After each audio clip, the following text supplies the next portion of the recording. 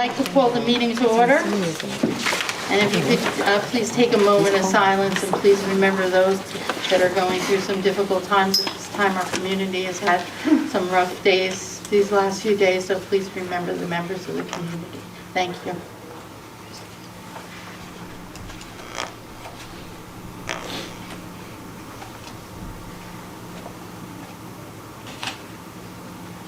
Please rise for the flag salute. I pledge allegiance to the flag of the United States of America and to the republic for which it stands, one nation, under God, indivisible, with liberty and justice for all.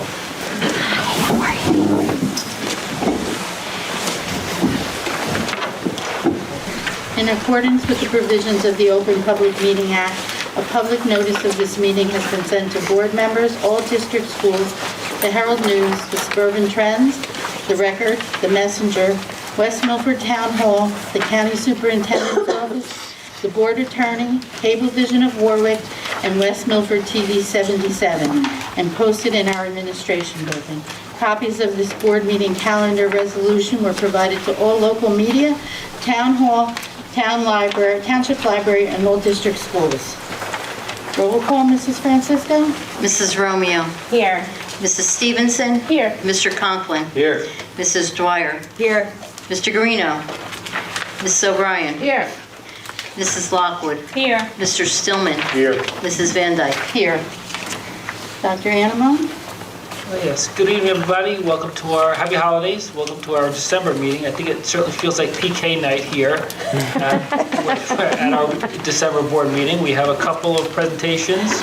Our first one up is one of our high school students, Eric Riley.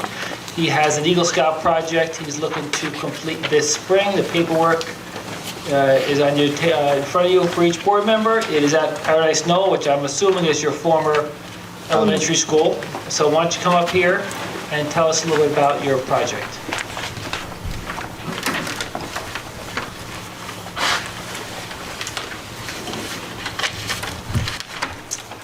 Hi ladies and gentlemen, my name is Eric Riley. I'm currently a Life Scout with Troop 151 in Oak Ridge. I'm here tonight to present to you my proposal for my Eagle Scout project to construct the Gaga Wall Pit at my former elementary school, Paradise Knoll. I have many memories of spending time on the playground with classmates during recess, field day, after school sack, and many other countless times. I have all given you a copy of the packet detailing the project, and I have provided the general rules of what playing Gaga Ball is and what it looks like as well.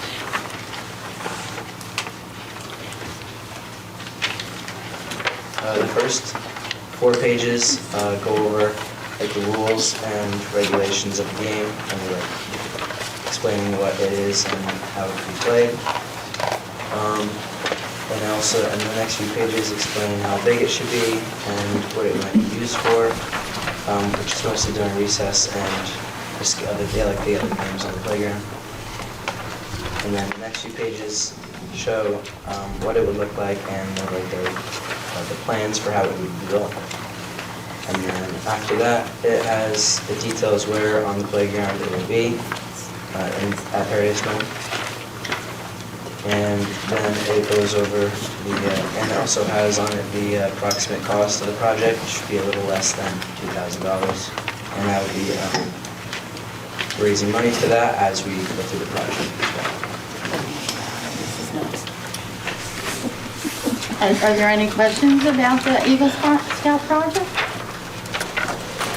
Eric, is this, on this one map, in blue, is that where it's going? Yeah, that's where it's And, Eric, is it made with pressurized wood? Yes, It is, so that'll last.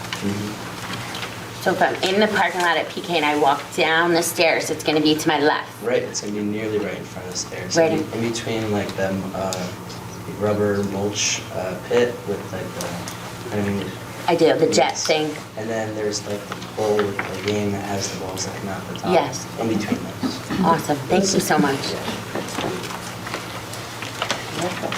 Looks like a good added recreation program for recess out at PK. Thank you. All right, thank you very much. Oh, I'm sorry, I didn't see that. Yeah, I'm sorry, I didn't raise my hand. I've never heard of this game. I've never heard of this.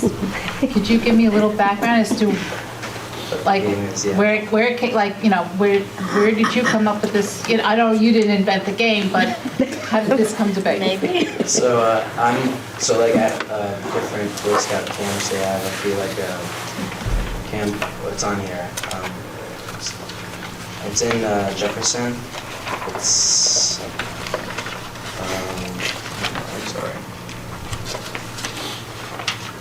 I'm sorry, if it's in here, I'll read it over. I don't Yeah. wanna, I just never heard of Oh, it, so I thought Camp, this was sorry, really Camp cool. Lewis in Jefferson, they have one. Okay. Solid Rock, where I went to when I was growing up, over the years, they have one there as well. There's a few different playgrounds in Jefferson that have one. Oh. Yeah, it's Oh, a- Solid Rock right here in town? Yes, also. Okay. That's Really? where I first learned about the game, actually. All right. And it's sort of a like free-for-all dodgeball, but it's like a safer way of playing. Okay, good. Thank you so much. We will be playing it at the next board retreat. Provide up evening. Good job. Yeah, my whistle I ready. sense we need to gang up on some people, do we? You can try. Thank you again. Next up, also from Paradise Knoll, we have two teachers, Jill Cullen and Kelly Frashka. Earlier this fall, we culminated right around Veterans Day, but we started a new program this year called the Island of Flags. It was wildly successful. We do have a nice novelty check to donate to the local VFW. And Mrs. Cullen and Ms. Frasco, would you mind coming up and just give us a brief explanation of what we did? The board has your packet already. Yes. And I think I'll have And some thank you copies for for sharing members of the that, public. Hi, everyone. Thank you for having us. I am Mrs. Cullen, and this is Mrs. Frasca. I'm at Paradise Knoll in Marshall Hill, and Mrs. Frasca is a coworker of mine at Paradise Knoll. Years ago, prior to COVID, Mrs. Frasca's son in Butler actually hosted the Islands of Flags project, so we stole it and brought it. I asked permission. Yes, she asked permission first. But she pitched the idea to me years ago, and we, talked about it, but then COVID hit, and so we said, we'll put it on the back burner until we can get everything back again, and so we're back, and we decided this year it was going to be excellent that all the schools were able to host all of our veterans back in the building. And so we also agreed that it would be a good time to pitch the project. And I met with Dr. Animone over the summer. He said yes, of course. I did ask about the VFW because I figured we could choose a charity of choice each year or try to see how we can come up with it as a board and administration. But the VFW, as many of you know, has been suffering financially. And our VFW locally has been searching for a home. And so luckily they found a home. And they need a lot of financial assistance in order to make it a home, in order to host our veterans. And so we hosted the project district-wide. We had many supporters at our school, and our student body and families are amazing. As many of you know, I'm the founder of the Veterans Day Tribute in the elementary schools district-wide many years ago because of the veterans in my family, and I was a military Air Force brat growing up.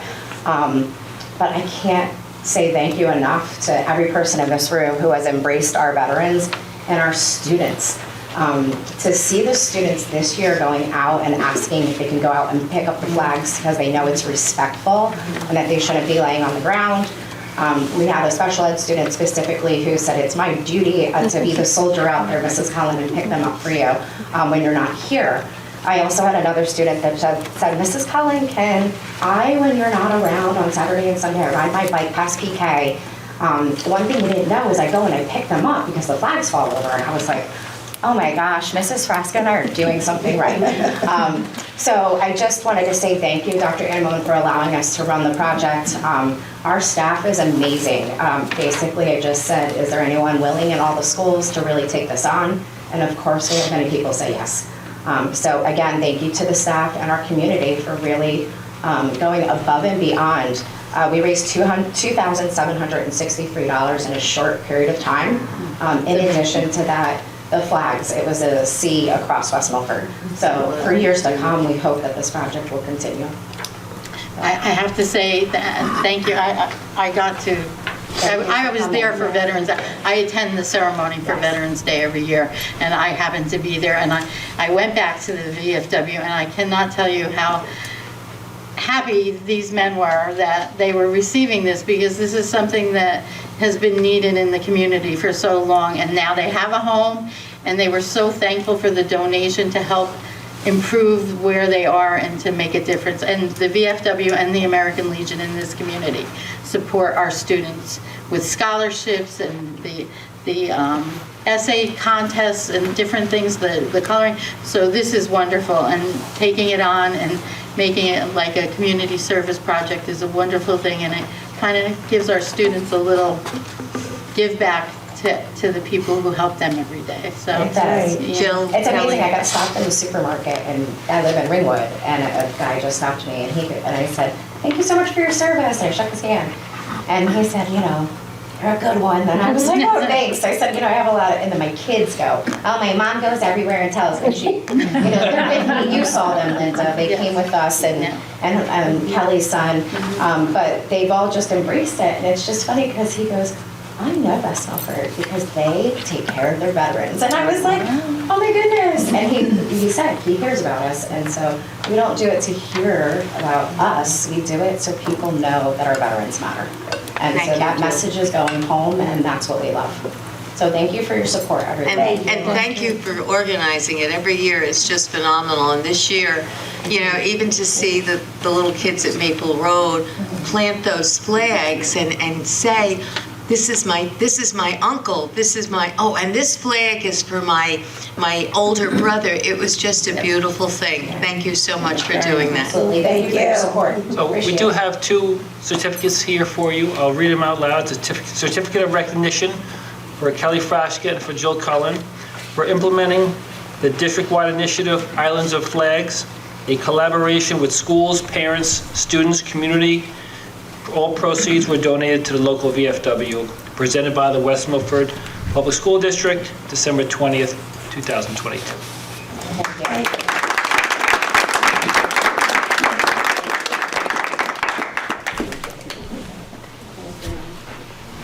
Thank you very much.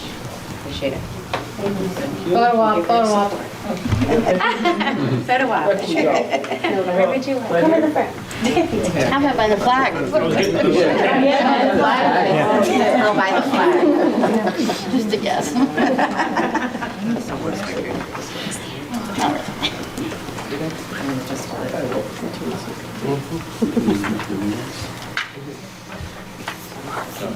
Thank you. Thank you again.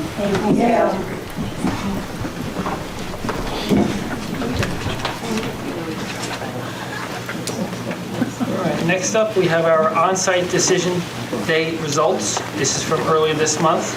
On-site decision day is every year that I've been here and every year prior to that as well. Just as just to recall, it's held in the Media Center every year in the high school for our seniors. We have multiple colleges who show up. They bring a college rep from their admissions office. The students make appointments ahead of time, though they do take some walk-ins, but most of the appointments are made pretty much all day. The students show up, they present their academic profile to the admissions officer, and they get an on-site decision that very day. So of the students that day, we had 270, and also in most cases, the application fees are waived. So right off the top, you're looking at about $100 worth of savings at each school. So we had 273 separate appointments this year with 100 students participating. Of those 273 appointments, 240 students were accepted to one or more colleges, and we have 27 students on the wait lists, and we have only 0 who were denied, but 2 didn't show up. We're still circling back with them. Scholarships earned between $5,000 and $15,000 for students, and that's multiple students who earned those scholarships. So thank you to Mrs. Lambert for putting this all together, and congratulations to our students. There's a presentation in front of your board office, in front of you, they just list all the students. They took photos with the pennants of the colleges that they were accepted into. So congratulations to our seniors. Now they go home for the holidays, and they've already been accepted to 1 or more colleges. They can accept and go there, or they can apply elsewhere, but the pressure of getting in somewhere is now severely mitigated. So congratulations to everybody on our on-site decision day. And lastly, we have our student rep report. Ms. Meza? Hi. So on December 8th and 9th, as we heard, we hosted our on-site decision day, which was a success. The band and choir performed their holiday concerts recently. On Thursday, the TV Signs will present their winter rec assembly. On Friday, the band and choir will perform their holiday concert for students and staff. The winter sports season is in full swing. The Student Council is hosting our Holiday Spirit Week leading up to break. The National Honor Society collected gifts and donations for families in need. We are having our holiday door decorating competition, and the winner will get a bagel breakfast on Friday. And I wish everyone a happy and healthy holidays. Thank you. Thank you. To you as well. Merry Christmas. Alex, if you don't mind, I just want to comment on this on-site decision day. I've worked in 4 high schools, and this is the only one that does it like this, and it is incredible. I've never seen this packet like this, so whoever made this, thank you, I love this. That came out of our guide. This is the first time we've ever had this. It's gorgeous, I love this. I think the photo ops were a new wrinkle this year, but they put it all together into a little. But I know the amount of work that goes into this day for our kids, and it's tremendous. But what this does, I mean, it also does allow senioritis to set in, right? But that sets in at some point anyway. But this is an incredible day, and our kids are so, so lucky to have such a great guidance department to put this together. So I just really want to say thank you. They also shared it with everybody who has a high school student so that we know what's coming for our undergraduate classes, which is really cool too. That's the end of your report? That's the end of my report. Mr. Novak? Mr. Novak? All right, thank you. Is this working? I've been having problems with the button here, Nate. Yeah. I'm on? All right, good. I just want to comment on site decision day. I agree with you, Mrs. Romeo. It's a tremendous event. Mrs. Lambert and the guidance department and the support of the guidance department do a tremendous job in, bringing in all those schools. One of the things we didn't mention tonight is that Mrs. Lambert is often reached out to by various schools around northern New Jersey to see how we do this. So she's often giving tours of that day to other high schools who want to take a look at how we do it. I witnessed it as a parent this year. It takes on a whole different perspective when I'm, sitting there wondering what's going on and knowing my son was going through it. So it's an amazing event. And it's a long-standing tradition. We had it as students. We had this when you and I were in high school. So West Milford's had this for a really long time, which is incredible. All right, so on my report tonight, we are going to talk about a few of the new courses that we are proposing for completion so we can put them in our program of studies. The first course that I want to talk about is it's actually the course is not on the agenda for approval tonight because this course was previously approved. And that is the AP Human Geography course that we've spoken about many times in our education committee. We are finally going to be able to offer it and have it in our program of studies for students who are making decisions for next year. We have been able to work with staff members who are interested in receiving the training, so this course will be offered. Just a little glimpse of what AP Human Geography entails. Explore how humans have understood, used, and changed the surface of the Earth. You'll use tools and thinking processes of geographers to examine patterns of human population, migration, and land use. So this will add to our existing AP offerings, which we have 27 that are in our program of studies. This will be our 28th AP offering course. This will be the only AP course that a freshman can participate in. There are no prerequisites for this course, so it's truly one of those opportunities for all students. The next course that I want to talk about is this is a single, it's a half-year course. This is our SAT seminar. This is going to prepare students, obviously, as it's named, aptly named, for taking the SAT. It would be a marking period of preparing for the English Language Arts part of the SAT, and then a marking period of preparing for mathematics. The process will begin with students' PSAT results. So we have tremendous data. We also have the data that we gleaned from Linkit, but the PSAT gives us that most valuable information in terms of predictive information on how a student may score when they take the SAT based on their PSAT score.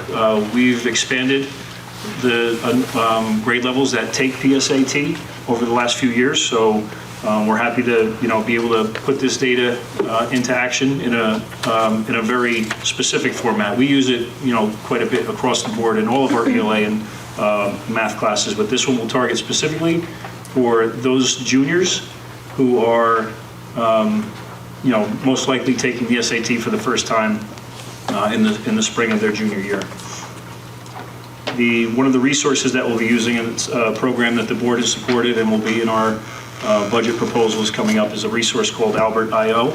I don't know if people are familiar with Khan Academy. Khan Academy is a free resource for SAT preparation that we do use. Albert.io is a resource that we fund, and it gives us a little bit more specific and targeted, a targeted approach to addressing the needs that we have. Within Albert.io, we can pick the standards and the content matching the needs of our students based on their PSAT scores. So depending on the students who enroll, we'll be very specific to those kids who enroll in that class. I'm gonna, before I talk about the last two courses, I'm just gonna preface that we've been very proud over the years to be one of the few remaining comprehensive high schools in Passaic County. We've been proud of our auto shops and our technology ed department, our graphics, our woodwork, all those things are concepts of engineering. Two courses that we are proposing tonight help to expand that comprehensive approach. We talk a lot about opening up career pathways and those types of things that are allow for more opportunity for more children. The first of the two courses that I'm talking about in that regard, one is going to be we're still working on a clever title. We're calling it, right now it's the EMT course for approval. That is the Emergency Medical Technician course. This will allow students the opportunity to participate in school and prepare for the EMT training course. It also gives them the opportunity to be trained at the Public Safety Academy, or a satellite of the Public Safety Academy housed at the Passaic County Community College at the Wanacue campus. It would be a demanding course. It would be a half-year course for our students, but because of the demands, it would be usually a half-year course would be 2.5 credits. This course would be a 5-credit bearing course because of the time required outside of school. So a student who enrolls in this course would be required to, attend that class during their school day, and then also participate in training at the public safety site for 2 nights a week, and it's probably about 4 hours each night. One of the connections that we've made with the Public Safety Academy and our local ambulance corps is that the local EMT support would fund the students participating in this program for the off-site, off West Milford property course, if they volunteer a certain amount of hours toward our local volunteer ambulance corps. So that's one way that we can not only help our students with a potential career path, but also help our local units that are, you can't drive by a fund drive where they say our, volunteers are in critical demand. So this could help, our community and also help our students with the chosen career path. And the last one was kind of an interesting. I'm just going to give you a brief story on the background. It started at a Veterans Day where I was sitting next to Mr. Robert Manier, and I was with my father for the Upper Greenwood Lake Veterans Day program, and Mr. Manier was talking about wanting to get a meeting with the Director of Education because he's got this idea for a great course. And I said, well, I just happen to be the Director of Education. So we had a great conversation from there. At that time when we were enjoying breakfast, I was able to share with him that our interim supervisor, Brenda Ludwig, was in the process of, working to put this course together. She has relationships with the Lincoln Park Airport. So I know I'm starting backwards and talking about the story. This is an aviation pilot pathway program. It would train our students. Let me just read from the from the description a little bit. It's pretty in depth. Prepare students to progress in the practical portion of training as a pilot in an airplane. The topics are aerodynamics, systems and instruments, airports and airspace, federal regulations, airplane performance, aeromedical factors, aeronautical decision-making, aviation weather, navigation charts, navigation systems, and cross-country flight planning. This would prepare students to take the FAA private knowledge test. So in a very simple analogy, this is like what we offer for driver's ed with our driver's ed course for our sophomores. Students who take this course in our schools will complete all of the groundwork necessary to take their pilot test with actual flight time. So before I go any further, I just want to make sure I want to acknowledge and thank Mr. Manier and just invite him up for a minute to just give us a little bit of his background. He has volunteered to participate with us and be a community resource. He has has had children in the schools, grandchildren currently in the schools, and I would try and summarize you, but I think you'll do a better job. Well, both my wife and I have lived in this town for over 65 years. We're both graduates of West Milford Old High School. I'm a licensed FAA A&P mechanic. I worked in aviation maintenance for over 50 years. I retired from Dassault Falcon Jet as a senior technical representative. And I belong to the EAA, Experimental Aircraft Association out of Lincoln Park. We promote youth. We give free rides, and we have workshops and stuff like that. So this is a great idea and great program, because this field right now is really short of people. So I'm glad to help. Thank you. Thank you. We appreciate that a member of our community wants to help. That's wonderful that you're willing to volunteer your time. Thank you. If anyone's interested later, he left a portfolio of the certificates he's accumulated over 50 years in the field. When one of the interesting parts of it is that, and one of the pieces of this, that once the course is approved, once we start working on the curriculum and all the things that go with it, the advertising of this course, or trying to encourage this course, is not only for students who want to be pilots. There is a wide array of careers that go along with this, this aviation course. So it's, everything, we've talked about it numerous times, and you'll be able to ramble a list, but, air traffic controller, pilot, ground crew, all of those jobs that go along with the industry. This course could open up some of those doors. So again, thank you, and you'll see a lot of them. I think that's it for new courses. I was not here at the November meeting. I struggled with I had the flu that so many of us had. So I just want to take an opportunity to, Dr. McQuaid, I just want to say goodbye and thank you. The joke in the office is that I've kind of been in denial that you are, moving on. But you've made me a better administrator. I think you're a huge loss, and so I'm finally acknowledging it. So tomorrow I'll go through the stages of grief. But yeah, you've left the district better than you found it, and you've made me a better person and a better administrator through your friendship and through your collegiality. So thank you. Thank you. I was going to speak a little bit later at the public forum as a community member, but I'll just say a couple words now then, Mr. Novak, if that's okay, during your report.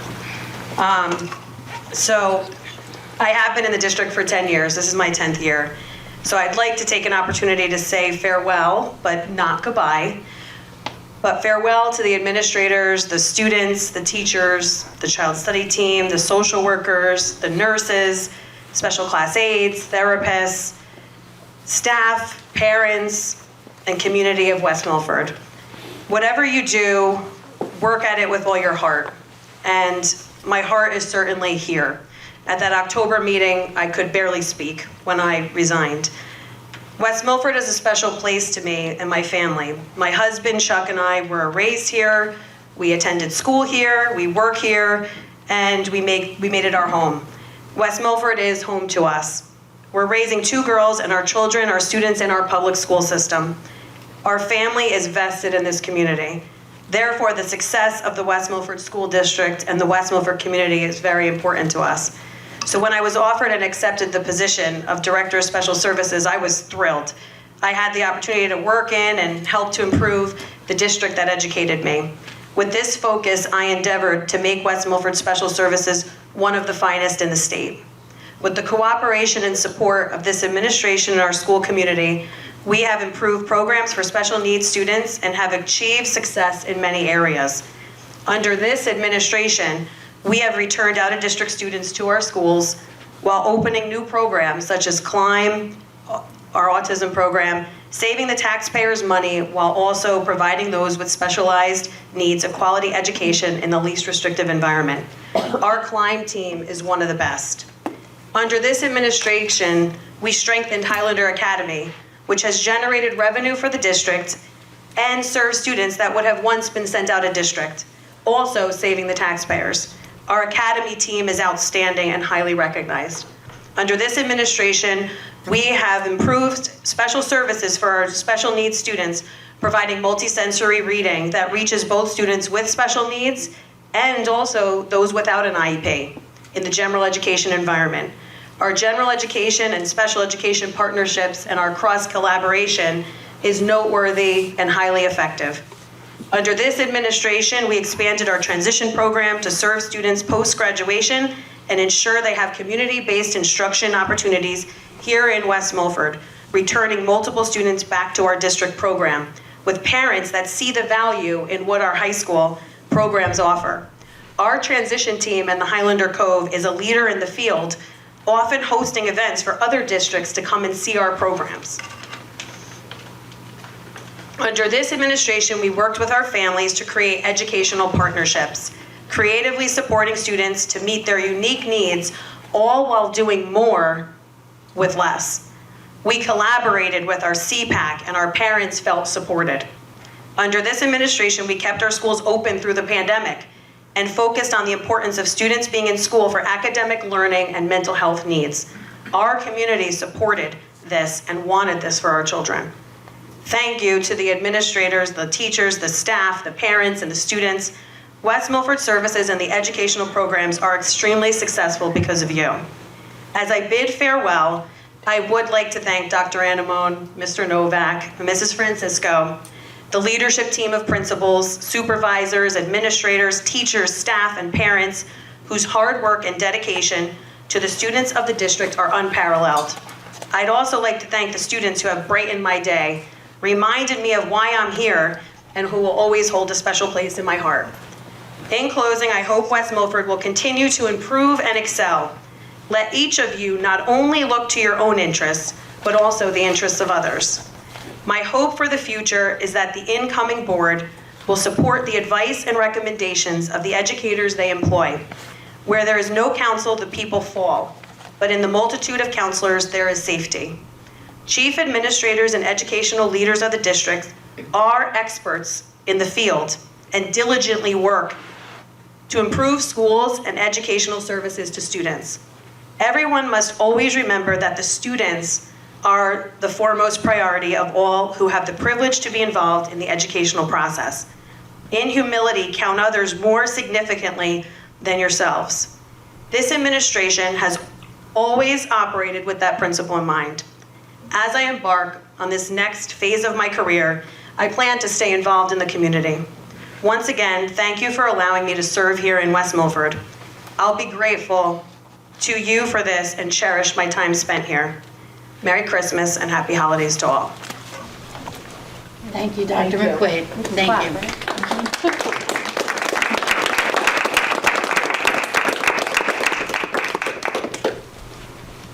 Mrs. Francisco, special reports?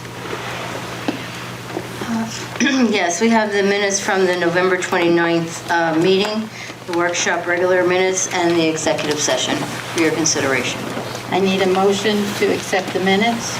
I move to accept the minutes for the workshop of November 29th and the executive session of November 29th. I need a second. Second. All those in favor? Aye. Any opposed? Under my president's report tonight, well, I just want to say I would like to wish everyone in the community a Merry Christmas and a Happy New Year, Happy Hanukkah, and Happy Holidays. And I hope everybody gets a chance to get out and go to the concerts for the kids. I heard that the choral concert was very good, and I know that tomorrow night is Macapin. Tonight. Right now. Oh, because of the change, okay. Because of what happened with the snow. But I just wish everyone a happy holidays. We'll move into public comment. This portion of the meeting is open to the members of the public for the purpose of addressing resolutions on this agenda only. Members of the public who have requested to speak prior to the meeting will be recognized by the chair first. Each speaker will be given 5 minutes for a period of 30 minutes, and then time permitting, other public comment limited to 5 minutes per speaker will be allowed until the 30-minute time period transpires. All members of the public speaking during this public comment period are asked to address topics listed in the agenda. All speakers are asked to sign the register provided and to give their full name, spell their last name, group affiliation, if appropriate, and provide their address. Issues raised by members of the public may or may not be responded by the board. All comments will be considered and a response will be forthcoming if and when appropriate. The board asks that the members of the public be courteous and respectful of the rights of other individuals when speaking. Specifically, comments regarding students and employees of the board are discouraged, and the board and the administration will not respond to them. Students and employees have specific legal rights afforded to them by the laws of New Jersey. This board is not responsible and is not liable for any comments made by members of the public. Members of the public should consider their comments in light of the legal rights of those affected or identified in their comments. Members of the public are reminded that they are legally responsible and liable for their comments. Would anyone like to speak under public comment?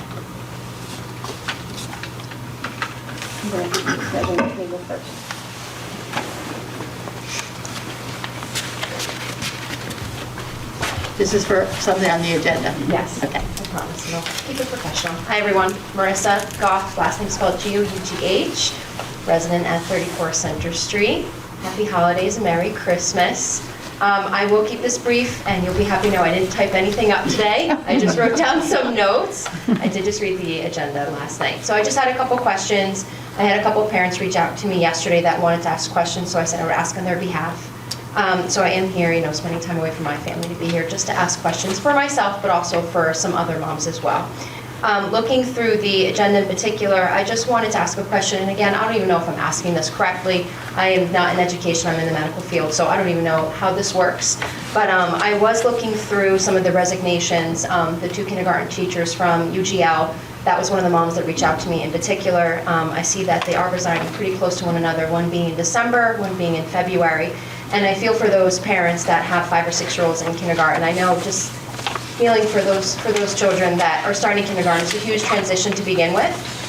Just like think about not even just kindergarten, having to go from high school to college. It's a huge transition going from different schools. So I feel for these little 5 and 6-year-olds. So I wanted to know for these teachers, I know there's already been an interim to replace the one kindergarten teacher that is going to be leaving in February. I just wanted to know if there was a way to ease the transition for these young kids, if there was a way to maybe have the new kindergarten teacher come in and maybe shadow for a day or two. I don't know if you can do like going away or farewell parties, just to make it just a little bit easier for these kids so they don't come into school the next day and realize they have a different teacher. I am aware that the principal already did send a farewell letter. It was very professional, very heartfelt. But the kids don't know that. They can't read. They don't know what's going on. So unless their parents discuss that with them, I just don't want them to be hit with, thinking it's their fault that they have a new kindergarten teacher all of a sudden halfway through the year when it's already a big transition. So that was one of my first long-winded questions, if that's even a possibility. If you can't answer the question for me, if someone can ask on my behalf, that would be really greatly appreciated. We'll let you do all your questions and then we'll get to me if we can. Much appreciated. And let's see, my other follow-up question, this one's a little bit more of a simple question. I was looking through the agenda minutes and I just wanted to know, just as a resident, as a family member being new to the West Milford public system, is if we did receive or hear anything about the stabilization aid, because I didn't see anything in the agenda minutes. I could be incorrect. I was trying to look through the website last night at my daughter's Girl Scout meeting. So I just wanted to know if there were any updates on that, if we haven't heard yet, or if we did get acceptance or denial regarding that. My next question is, I know Dr. McQuaid was mentioning with the county, we were pending approval for middle schoolers, for middle school age children to become a part of the Highlander Academy. I just wanted to know if there were any updates regarding that. Just because obviously, that would make me feel better knowing that the program obviously has more room for growth now that it has a bigger building to accommodate that. And then my last thing really isn't a question, it's more just a comment in general. Again, I've only been a part of the West Milford Public School System family for a couple months. My children are only 3 and 5 years old. My daughter goes to kindergarten here. And just so you know, when I did tell her that she was going to Marshall Hill next year, she said, good, I like their playground better. So she'll be fine. It's right next to our daycare. So right next. Sorry. So just so you know. Right here. My children will be fine. He'll take it When I down. did, my gosh. Aren't they so cute? Well, we're glad that. They say they're daughters, and it's right next to their daycare. So really, our transition will be fine. But I've only been a part of this family for a couple months with my children being so young. But I have to say, so many people have said so many good things about you, Dr. McQuaid. I've heard only positive things and how you will really sorely be missed. And I really hope the next director of special services, the only research I did on her, I know that she was formerly retired superintendent of Vernon Schools, so I really hope she can fill your shoes because it seems like it's big shoes to fill.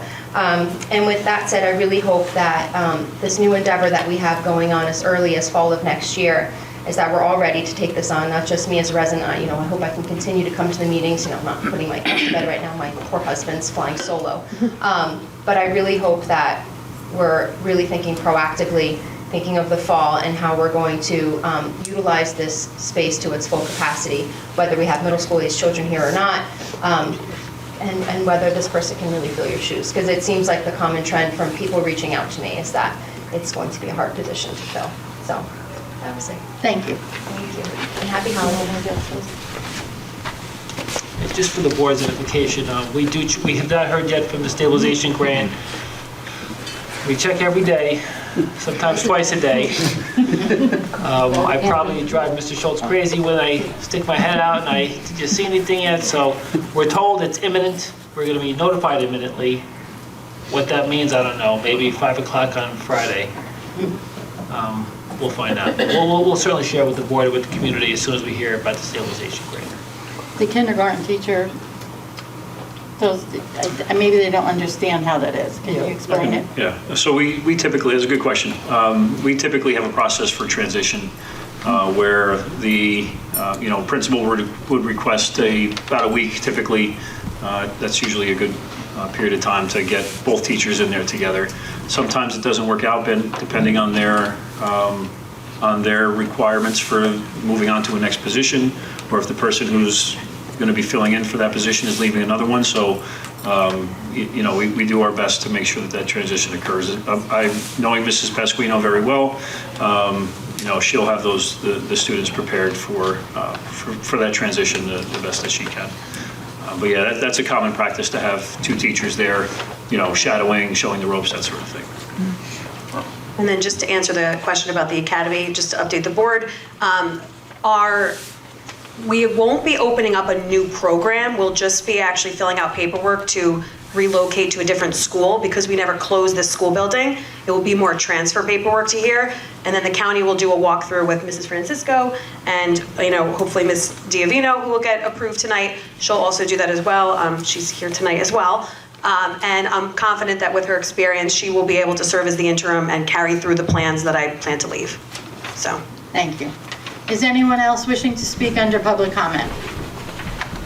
If not, I need a motion to... Seeing none, like to close public comments. Second. Carrie seconded. All those in favor? Aye. All right, just two quick amendments, changes to the agenda before we adopt it. On page 6, Education Resolution number 8, we had a HIB come in this afternoon, so we added it to tonight's report. The incident report number is going to be 2023/E-2, and it's going to be unsubstantiated. We can review that in executive session and vote afterwards.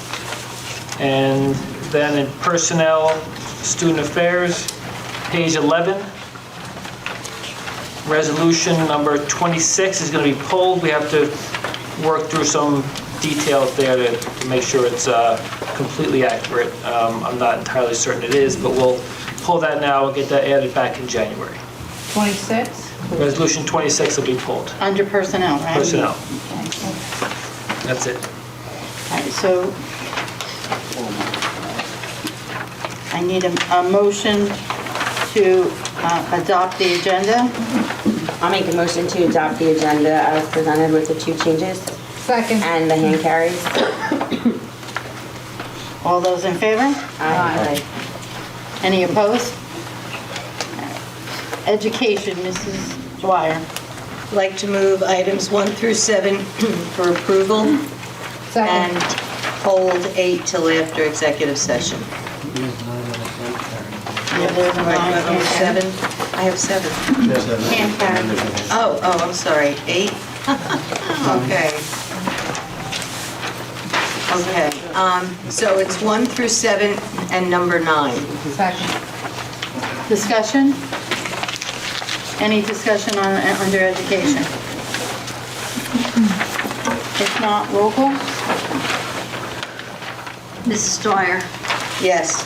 Mrs. Stevenson. Yes. Mr. Guarino. Yes. Mrs. Lockwood. Yes. Mrs. O'Brien. Yes. Mr. Stillman. Yes. Mrs. Romeo. Yes. Mr. Conklin. Yes. Mrs. Van Dyke. Yes.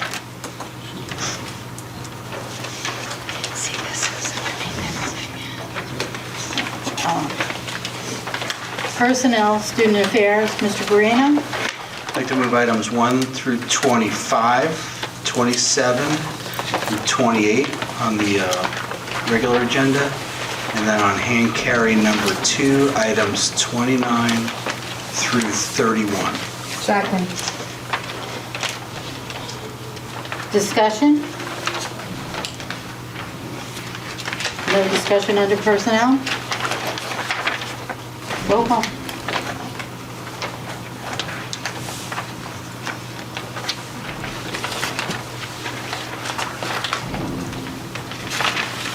Mr. Guarino. Abstain from number 23, yes to all others. Mrs. O'Brien. Yes. Mrs. Stevenson. Yes. Mrs. Lockwood. Yes. Mrs. Romeo. Yes. Mr. Conklin. Yes. Mrs. Dwyer. Yes to all and abstain from number 3. Mr. Stillman. Yes. Mrs. Van Dyke. Yes. To all. All right, can we just want to introduce the board. Dr. Davino is here, came down tonight. Mrs. Hart would like to be here. She had a family commitment. She could not make change to the last minute. Dr. Davino came here. Congratulations, welcome aboard. We're happy to have you here. Thank you.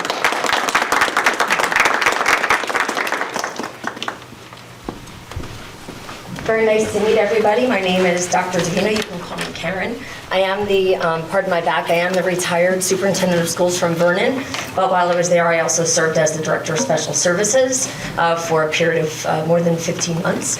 I'm very excited to work with the faculty and the families here in West Milford, but most importantly to serve our students. So it's a pleasure to be aboard here in West Milford, and I look forward to doing the best that I can to assist and fill Dr. McQuaid's shoes. Congratulations on your new position. Thank you. Thank you. Welcome. Thank you. Operations and Finance. Mr. Stillman. I'd like to move numbers 1 through 6. Second. Any discussion under Operations and Finance? Roll call. Mr. Stillman? Yes. Mrs. Stevenson? Yes. Mrs. Lockwood? Yes. Mrs. Dwyer? Yes. Mr. Guarino? Yes. Mrs. O'Brien? Yes. Mr. Conklin? Yes. Mrs. Romeo? Abstain on 6, yes to everything else. Mrs. Van Dyke? Yes. I'd like to move number 7. Second. Any discussion? Roll call. Mr. Stillman? Yes. Mrs. Stevenson? Yes. Mrs. Lockwood? Yes. Mrs. Dwyer? Yes. Mr. Guarino? Yes. Mrs. O'Brien? Yes. I'm sorry. No. Abstain. I was on 8. Mr. Conklin? Yes. Mrs. Romeo? Abstain. Mrs. Van Dyke? Yeah, abstain, I'm sorry. Go right along with it. Go right down the they are. I'd like to move 8 through 9. Second. Discussion? Roll call? Mr. Stillman? Yes. Mrs. Stevenson? Yes. Mr. Guarino? That's a yes. Mrs. O'Brien? Still a yes. Mrs. Lockwood? Yes. Mrs. Dwyer? Yes. Mrs. Romeo? Yes. Mr. Conklin? Yes. Mrs. Van Dyke? Yes. Mrs. Stevenson? I'd like to make a motion to move numbers 1 through 2 under policy. Second. Discussion? I have a question. Oh, okay. Go ahead. No, because Courtney went and then. Oh, she could go first, for You sure. can go first. No, go ahead. She'll probably cover what I have to say. Go ahead. Probably. Okay. I just want the public and everyone to be aware of these policy changes because I know not everybody in the community might read through all of our paperwork. The homework policy has been changed so that all children in grades K through 8 are getting some homework going forward. They are going to be required to do some reading as well every night. The board felt that it is appropriate and age appropriate, as well as being age appropriate in MACAPIN as well. MACAPIN's limit is 1 hour in total, so that does not mean that teachers should be giving children a half hour to an hour in every single subject. It should be an hour in total. We just felt that there needed to be a pendulum swing so that our elementary children were doing study skills and feeling prepared for middle school and high school and homework to come. Whereas we wanted to make sure that they weren't being slammed in middle school as well. I also want to take a minute to talk about the religious holiday policy as well. We are very much trying to accommodate all diverse populations in our community and very much trying to accommodate everyone's needs. We felt as a board that making sure that if school is closed for a religious holiday, or even if school is not closed and there is a religious holiday, that there should not be extracurricular activities that children are missing out on. So we want to just say that publicly. I wanted to say that publicly, and feel free to chime in, that we are making amends to do what we can to honor the diversity in our community. Kate? I'll come to you, Deb. That's okay. About the religious holidays, so number 5 on that policy says No athletic games or team co-curricular activities will be scheduled on days where schools are closed for religious observances. Practices will be permitted.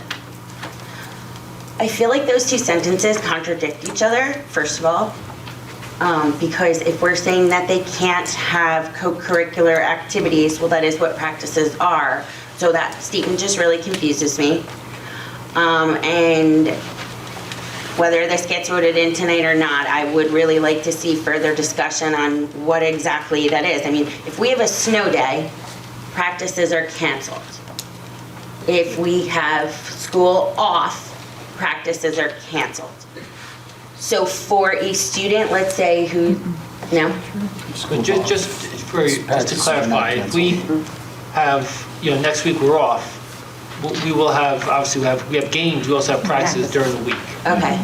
And also, there have been days when schools, the roads are bad in the morning, they clear up at noon, but we're home already. We still have a We'll have a game. 3 o'clock practice, a 7 o'clock game or something. So it's happened. It's not common, but it has happened. Okay. Thank you for the clarification. I guess where I'm struggling with this is how many days are we really talking about here? And, excuse me? It's not a lot. It's not a lot. And to be fair to our community members who practice different, religious holidays, I think it would be very fair to say that they should not, I know that it's excused, I know that it's, not required, but it's also, in my opinion, not fair. And I wanted to share that. Well, you can always go back to committee if you feel that something wasn't, I didn't think there was an issue with it in committee, but I thought we all agreed. I know a lot of work has been done on this, a lot of discussion in committee. I'm not on that committee, so, and when I saw this, I was just shocked. I think I've also received a parent email that, when I read it, I was like. I think we all got the parent. I'm sure, yes, I don't know what you all have, I only know what I have, and I'm just sharing me. So when I read that, it upsets me. I want all our students to feel safe and included and on their teams, and so that's just where I am on this. So I will abstain from this tonight, and it will be hope to work on it further. it's a first reading. It can go back to committee. It's always that, both items here are first readings. Awesome. So they can always go back to committee, and that could be the direction of the board at that point. Thank you. So Debbie, did you have something? Yeah, I just want to piggyback on Courtney. So I'm also on the policy committee, and just for kind of like pulling the curtains aside for a moment. So in committee, when we are brought forth issues such as homework and such as the religious holidays, what we end up doing is we do a cross comparison to different districts in the area to see what they're doing, because a lot of times you're able to glean both the good and the not so good policies from different districts, and then you I wouldn't say cherry pick, but you see what would be best for the West Milford community. And I want to say thank you to the people on the policy committee, because we worked very hard in gleaning information from different districts and finding out really there's a bit of, I really did not think there was going to be a big diversity in the homework area, but oh my gosh. It was amazing, but under the religious holidays and the homework, we really put our due diligence in trying to get the best for our students and for our community members and our families. Any other discussion under policy? So, again, I just want to let you know, it is first reading. If the board feels that it needs to go back to committee, it can come up in committee next month. Maybe you'll have different people, you'll probably have different people sitting there, so you'll have different ears on it. So that would be the right way, to look at it. Anybody else have anything else? If not, please, roll call. Mrs. Stevenson? Yes. Mr. Stillman? Yes. Mrs. O'Brien? Yes. Mr. Guarino? Yes. Mr. Conklin? Yes. Mrs. Romeo? Yes on 1, no on 2. Mrs. Dwyer? Yes. Mrs. Lockwood? Yes. Mrs. Van Dyke? Yes. Committees, Parks and Recreation. Nothing to Safety, there was no meeting. Superintendent's roundtable, Mrs. Lockwood. We had a meeting last week with the PTOs and the principals from the elementary schools joined.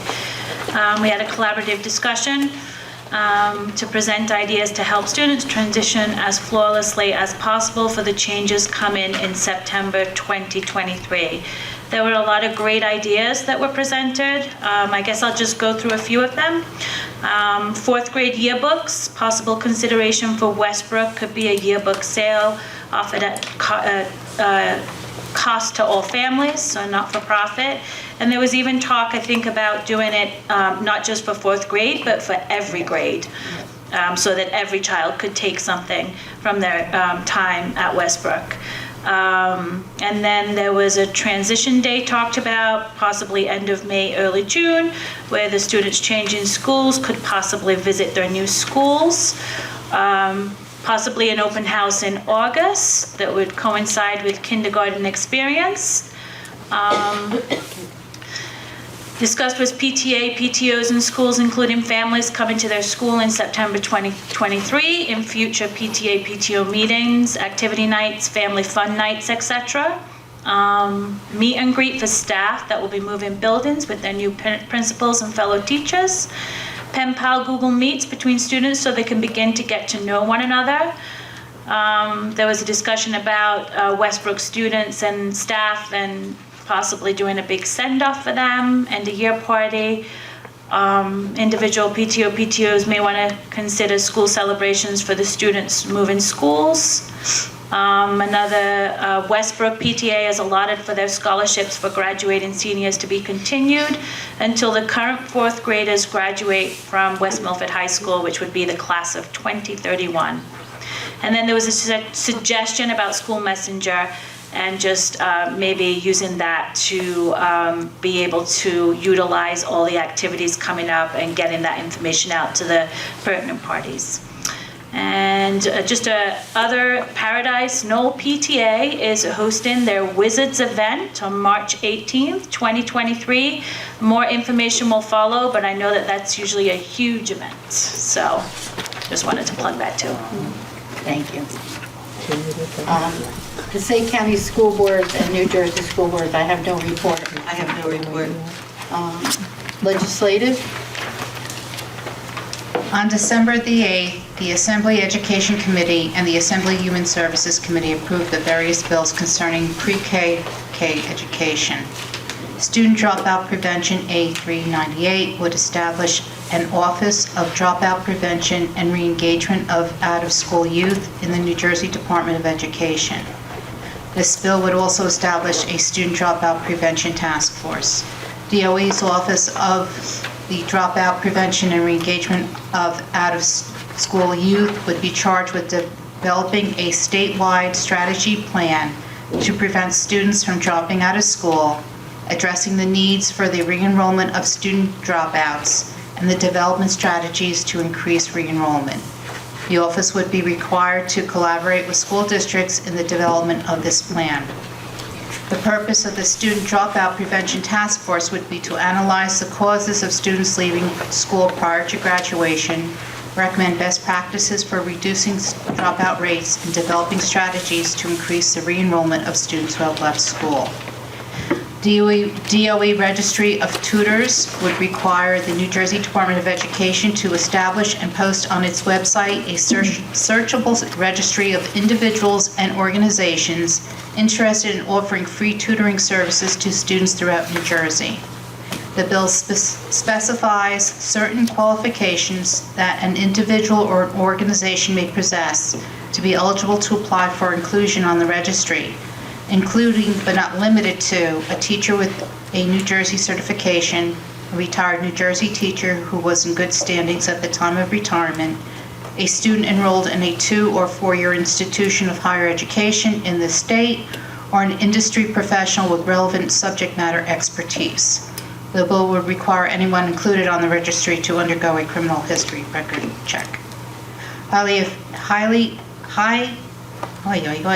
High Efficiency Accelerated Learning Grant Program would establish the High Efficiency Accelerated Learning Grant Program, I'm being redundant here, to provide high-impact tutoring opportunities to mitigate the effects of interrupted learning due to COVID-19.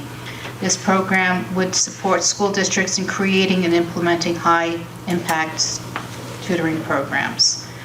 Each tutoring program would be required to meet certain minimal requirements. This bill is now headed to the Assembly floor for further consideration. Its Senate counterpart, S3220, was considered for hearing only by the Senate on October 27th. Thank you. Anybody, any questions? I do. Debbie, Yeah. that bill about the pre-K, is it mandated yet, or is it still in discussion? Okay, the one little section I cut out, I'll read that. The New Jersey School Board Association supports the bill. It's headed next to the Assembly Appropriations Committee for further consideration. But there's a Senate counterpart, which was approved December 1st, and that's also it's going through the process. It's up for further consideration through the legislative. It is being seriously considered. Correct. Thank you. Thank you. Technology, Ms. Greeno? Due to the delayed opening on Friday, the meeting was postponed. The Township Joint Committee, there was a meeting, but I don't think anything's really come out of it yet, and I feel like they're going to be forming a new committee. So I think that would, with the restructuring, with the reorganization, committees are going to take, I think that the committee should meet next together publicly. That's my own opinion at this What stage. date was that meeting? That's the meeting with the town council. Oh, not, yeah, when was it? It was December 9th. last week? Yeah, last week, yeah. So I think that, I think that it should move at this point, it should be discussed with the new committee because they need to get direction. And who from our Board of Education was in attendance at that meeting? Me. So Mrs. Dwyer and Mr. Garino both? I was sick. They were I had unable the to flu. attend. Okay. Was anyone else invited to take their place? I didn't know that until that morning. So Okay. Terry called sick in the morning. I was not able to go because I had an emergency meeting in the morning, and that's when I had messaged Mr. Garino and he had something. I was in a meeting. Yeah, so it was not able to get somebody to come at 9 o'clock on that morning. So, the new committee, there's still discussions, and that would be that. West Milford Alliance? That's me. That's me. We just want to thank those who were able to attend the GCADA meeting on Tuesday to see Kelly Hart win the Volunteer Award for Passaic County. We are so lucky to have her as part of the Alliance. A special thanks to Kate Romeo for representing our Board of Ed this year. It also says me in here, but I find that weird to thank myself. I'm skipping over myself. So thank you so much, Kate, for all you've done. For those of you who were not able to attend the meeting on Monday, Debbie applied for the Atlantic Health Grant with the intention of obtaining money towards Heroes and Cool Kids for 2023. We made it through the pre-application. There is a meeting next month, and the application is due at the end of January. Thanks to Kelly and Stephanie Drag from the Center for Drug and Alcohol Resources. Debbie is working on reallocating the money we received from the Youth Leadership Grant. This will also be up for discussion come January. Also up for the discussion is having a DEA come to our community, to the school and other groups to discuss and bring awareness to drug issues on community, county, state, and dealing with drug abuse. The next meeting will be Wednesday, January 11th at 7 p.m. It is hybrid or on Zoom, depending on the weather. And it is a public meeting, anybody can go. It is really informative and great to go. You will be getting a new committee meeting member come January. That will be me. And so then I'll add thank you to She's like, whatever. Thank you, Courtney, Mrs. Stevenson, your valued opinion always, and your time with the WMMA was, as Debbie wrote in the email to you, we're very thankful. She didn't hear for what you. I said.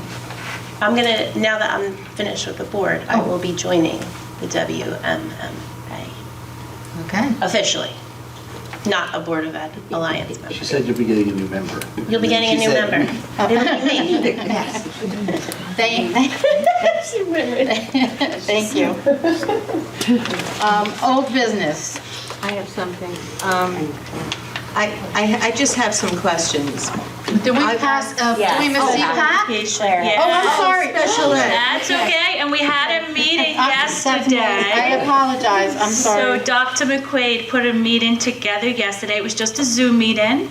There were actually, I think, about 15 parents there, which was, you know, for the 3:15 time, which is not an easy time to meet for parents, I thought was good. And Dr. McQuaid gave a discussion about all the programs, where she would like to see them lie low. I'm just getting very emotional. My last CPAC update with Dr. McQuaid, but she gave an update to all the staffing and just to the parents about the programs, what she, you know, that she was going to leave detailed plans for the interim, and you know, it was just Dr. McQuaid just talking. Really, I think everybody was just in shock a little bit on that meeting, and I know CPAC wants me to wish you well, and you will be very missed. It's been 10 years that I've been working with you, I feel, and you will be missed, Liz. Good luck. Thank you. Now, I apologize, old business. I know. I just have a few questions. I would like to see how much revenue has been brought in since the inception of the Highlander Academy for out-of-district students. How much, the total. And I would also like to know the cost to refurbish this building. And finally, how is school choice going to be dealt with when parents don't want their children moved from school to school? Terry, could you just say that first part again that you want about I Highlander want Academy? to see how much revenue has been brought into this district from out-of-district students for Highlander Academy since its So inception. I would like to head on to that and also say I would like to know how much we've saved this district in keeping our students in this district. So how much would it cost to send those students out of district also? But it's my question, and I think I have a right to ask. Oh, no, you do, but I'm saying I want to add that on also. You But I can don't ask need that. the snarkiness. I don't need it. Okay, come on. I'm not let's being not. snarky. You're not. Let's, You're not. no. But I think that in the mix of what Mrs. Dwyer's asking and what Mrs. Lockwood is asking is a good basis on why the academy is there. Can I ask a question? You only want Highlander Academy and not the other programs that we also get tuition I just want to know students? how much money we're bringing in from out-of-district students. Well, That's I could roughly answer that question since it is the last board meeting and I have some of that knowledge on the top of my head. What I can tell you is that over the course of the time of the program, only a few years ago did we start to bring in tuition students for our program because, again, being a perfectionist, as I've been called several times, I didn't want to bring students in until I was ready to make sure that our reputation then, as those students went back to their home districts, that it was going to be sustainable. So over the course of the time, in the past several years, we've had 4 tuition students coming and going at different times. Right now, we currently do not have any right now this school year, and the state certified cost, I believe, is around $28,000 or $30,000. $35,000. So let's say somewhere between $25,000 to $35,000 is the what we charge the district. We use the certified rate, the county rate for that. And then the cost on the flip side, so it's a savings for public schools because an out-of-district placement, if you have to send your student out of district, can run anywhere for a school that's an emotional regulation impairment program. It can run anywhere from $75,000 to about $165,000, not including transportation. So you would then figure out the numbers by that, by multiplying it by, you're right, not every one of your students is going to go out, but that would roughly give you the cost. So I'm sure we could get you more detail, but at least then the board and the public have some of that information. Thank you, Liz. Okay. Ray? So why don't we charge, can we not charge 75,000? We can't. Barbara could probably explain why we have to use certified county rates as opposed to charging. If that's what it's costing, Yeah, if that's what it costs us. It has to be basic, once the audit is completed every year, the state of New Jersey determines what the cost per pupil is for each of the programs that you run. And for the high school program for special education for behavioral disabilities, that is the rate that they calculate is the cost. So if we were sending a student out and it would cost us 75,000, is that like because they're going to a private program and not a state program? Right, Okay. because very few public programs have behavioral programs, and they would go to the private program. I mean, So- we just saw if it wasn't last meeting, the meeting before, where we did have to send someone out to one of these programs, and it was upward I know, of some of them, 160. yeah, it was 165,000, I think, yeah. And that was without transportation. Yeah, and just to kind of give the public and the board a picture of some of the transportation costs that Mrs. Francisco and I have been dealing with right now with some of either residential placement, I don't know if you want to, that one bill. Yeah, you want to just mention that? We have, and I might have mentioned this last month, actually, we have one bill that is $15,000 a month because we have 2 homeless students that need to be transported at different times. So that's just one bill. We're looking at a large deficit from what we budgeted for our out-of-district students. Than what we're paying. So we're trying to trim it out. We're trying to figure out ways that we can mitigate the cost because we're pretty much at their mercy with out-of-district placement because we have to go out to bid for our out-of-district routes. We don't have enough drivers to do them. Yeah. I have an idea. Are we on old business? Or Yes, because we're on old. It fits do to you this. have something else for old business? You have an idea? I have an idea. I could put it in. Yeah. I went on a field trip today, and my students had to pay for their own bus. Yes. And it was expensive, but my idea when I was sitting on this bus was like any district could bid for those field trips. Right? Could West Milford bid to take Wanacue students on a field trip at 2 o'clock if Wanacue doesn't have their own buses? We're very restricted. I think we tried to work out something with Bloomingdale on that, but we're very restricted with the times that we have available. Okay. So even for our own buses, for us to take our own students, we've limited to what trips that they can do, what time they have to return so that we can pick up our high school students. Yeah.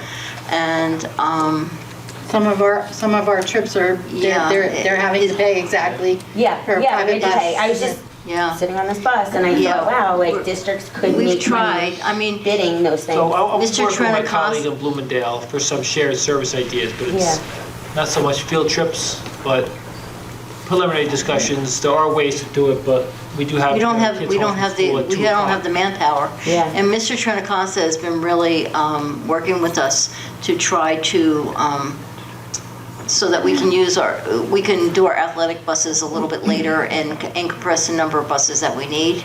So we're trying everything that we can in order to facilitate it as much as possible, but it's difficult right now. We don't have enough drivers. Yeah. So if anybody wants to be a driver, we're here. Is I there have an- one different Okay, I have something, but go ahead, yes. I appreciate all the discussions on the transition activities for our elementary students. My request as a family member and a community member, obviously, and for every student that needs to move schools, please don't just make it about Westbrook. Remember that we have many, many students throughout our district that are switching schools. I just want you to know that the topic was with all of the schools. And so Maybe it didn't sound that my way. request and my statement is that I believe one of the biggest struggles that we have as a district, and we see it through and through, is that we don't always have all the opportunities at our 6 elementary schools, right? It's hard to do that. In this, please, I'm begging the principals, the parents, the PTAs, the administration, please make it the same. Having discussions with my own family and being questioned by an 8-year-old this week, extremely emotional about his future and why this is happening and my involvement in it. And yeah, this is extremely personal to many, many, many people in our community, me being one of them, you know.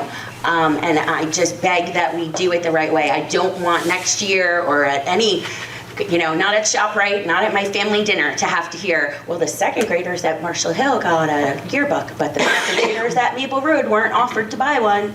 You know, like, those are the things that just then build divide and hurt, and they're little things.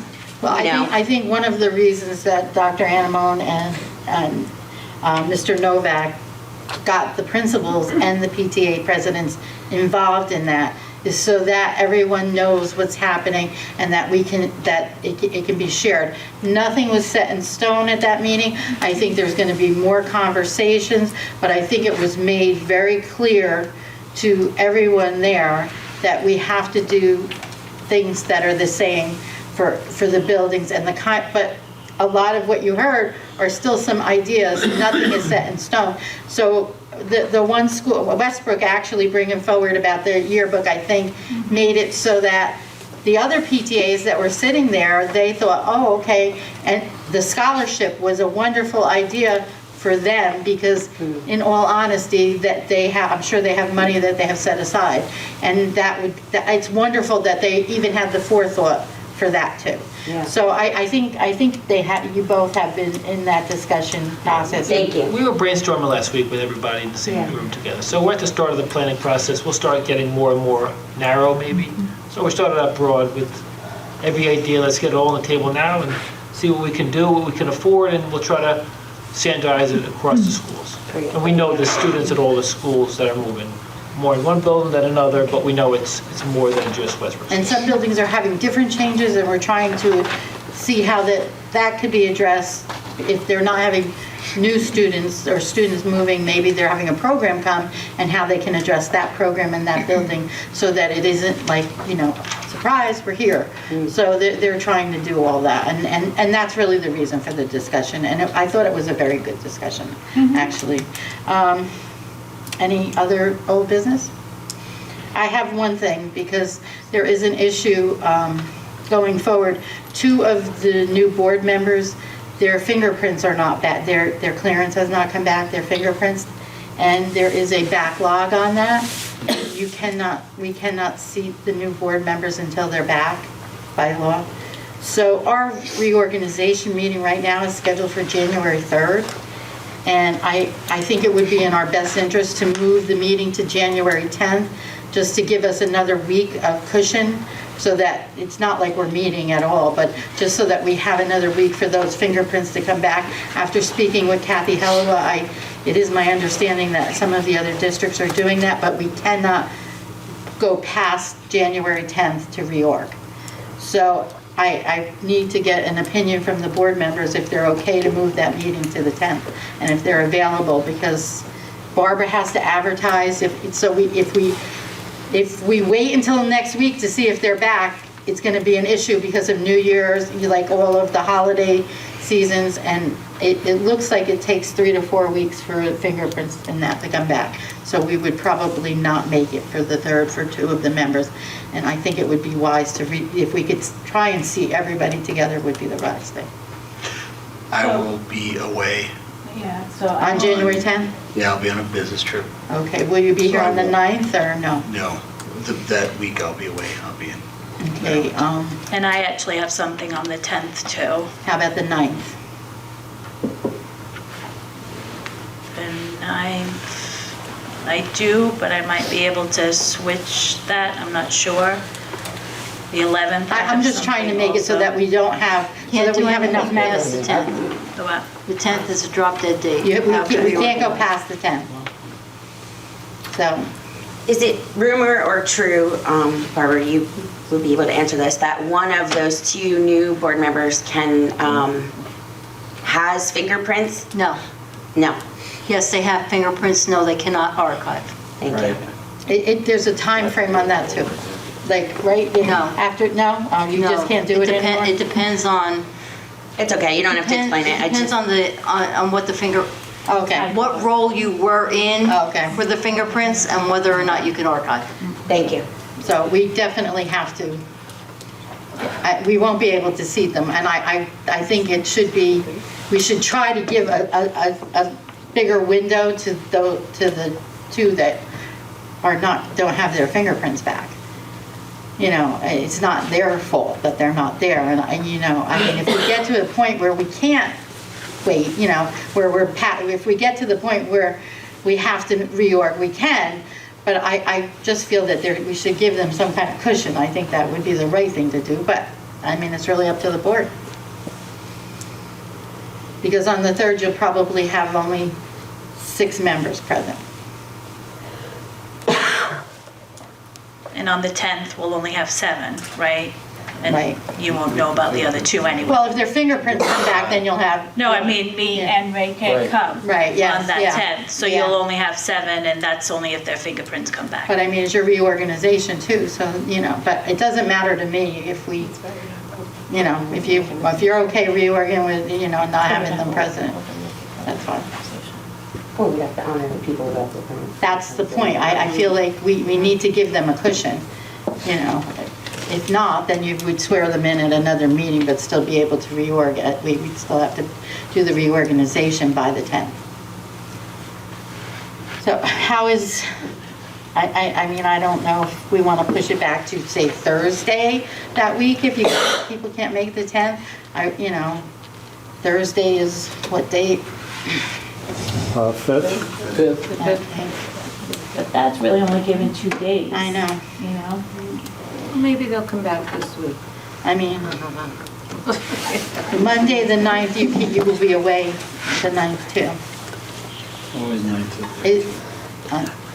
And the 5th, then it is only 2 days. Otherwise, we can leave it. It just leaves Barbara and the office in a bind because they have to advertise if we have to cancel.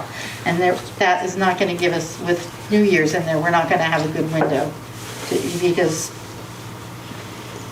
if they're not back by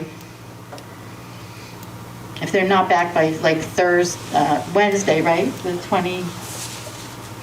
They're not back by the 28th. Would you have time? We'll be in the office on Wednesday and Thursday of next week, so we can make the determination if we don't have anything by Thursday of next week, we could just push it out. But then I we don't still know what I to have a question about reorg. If Mr. Greeno's not present, we could still elect him for president, right? Oh, no. I'm teasing. I mean, Well, he's not here. Can you elect someone that's not present? You know, that's normally the way committees work. You normally elect the president by who's not sitting at the table. That's right, I know how Told it that goes. many times. I know how it goes. I just told that many times. I don't know if I want to vote for Mr. Green if his word out there like that tonight. No. It's a different Deb, suit from last year. Taking the thoughts right out of my head. This is how we dress. You know, I'd like to be able to guide you, Mr. Brown. I don't know whether we should, you know, push it off and make the final decision next week. I don't know what to do. I can't tell you what to do. I think you need to just vote. Well, as a practical matter, if you push it off to the 10th or the 9th, you're going to have one person who's not here, and you might have 2 other people who still can't be sworn. That's right. Yeah. So that creates a whole. If it's the 9th, there will be 3 people. There's no. Okay. Well, I just explained that. so then that's what the case will be. If it's January 3rd, you're going to have, you'll have 6 members present. Right, 6. And The only other thing that you could do is push it back. And Terry's not present on the 3rd. I'm not present on the 3rd. So that's 6. So the only other choice is to make it another day of the week of the 3rd. Yeah, the 4th, Well, 5th, push that as far as you 6th. can. I mean, you could reorganize on Friday night too, if you wanted to. It's not a long meeting. No, it's a very short meeting. 10 minutes. And really, we have to the 30th to decide, right? Because I think the you have to reason, advertise it within 72 hours prior to the change of the meeting. Right. No one's going to So- be in the office on Friday the Fair. 30th. Fair. You could The do it on 29th Thursday, then. you said. Sorry. Yeah, so we're only going to be in the office on Wednesday and Thursday. Okay. But really, it's. but you need gotta the know by- date. You gotta know by Thursday morning. we need to know a date to re-advertise for. Right. So if we're here, I think that we should try to get a date. Sounds good. Does anybody have a problem with Friday the 6th? I leave alone with my husband, Friday. I mean, I have something every night, so I just have to see if I can figure out something. It will not be a long meeting, where in past we had the ethics presentation, we don't have that scheduled, so. Could be even earlier too. Sure, what's the earliest you could be? 6:30 or. I'm sorry, what? Could we be earlier on the 6 Friday? o'clock, the 6:30, 6th? I can do that on a Friday. Yeah, you could. So, let's go, I'm gonna go, Kate, are you good with the 6th? Yeah, but. At, say, 6 o'clock? I would like to leave the meeting as is and hope that their fingerprints come in for now. Okay, so you don't want to Until give a date? Thursday. Okay. You know, and the other thing too is I'd have to check with the new board members to see if they have anything going on too. You know, they're expecting to reorganize on the 3rd. Realistically, that's not gonna happen. Well, You never know. we don't know for 100%. You know, we may get lucky, they may push them through to get them out of the way by the end of the year, but I've given up trying to figure out what Trenton does. I was What the very state surprised when I police reached do. out to Kathy about this today, because she said she had a number of calls about the same question. So that says that things are coming back slow, and that's, that the fingerprints are coming back slow. So, we can leave it, and then you'll have to send it out and poll the board, I guess, if they're not back. Or we'll just have the meeting and we'll just reorg without. We'll just hold off, we'll keep it at the 3rd, and then I'll reach out to you next week and see if we need to change it. Okay? All right. Any other old business? Well, I'm not on the voter. Are there any other old business? Seeing none, I'd like to close all business. Second. All those in favor? Aye. Aye. Okay, new business. Dr. Animo, that's you. Yes, this is me. So it's not often we lose 3 board members at the same time, but that's what's happening this year. We had 3 wonderful board members, Ms. Stevenson, Mr. Conklin, and Mr. Stillman, who have served perhaps the most eventful term in BOE history. And I'm including people who served for 20 years. They probably didn't go through what we did here. So you all came on in January of 2020. And as you remember, it was just about when you started hearing the stories about this virus overseas, and maybe it comes to America, but it was still in the joking stage. And then obviously every week, every day at some point, it just got a little bit worse and a little bit more and more serious till obviously the middle of March, we'll just kind of shut down completely. And then we've been dealing with the after effects that first year with the cohorts, the A-Day kids, the B-Day kids, the all virtual kids. It's just been a heck of a 3 years, and now we're hopefully coming out of the pandemic. I know it's still in the newspaper a lot. We're probably never going to be completely out of it, but you guys served with great valor throughout the entirety of the past 3 years, and you brought a unique mindset, a unique skill set, and a unique passion to our district. All 3 different types of people. Mr. Stillman's a West Milford alumnus, born and raised. He was, I know we mentioned before, the Marshall Hill Playground. He's too shy to admit it, but he built that playground and made it the envy of all the other schools in the district. So Evidently. I've seen it. It's fantastic, and it's nice to be validated by a 5-year-old. So.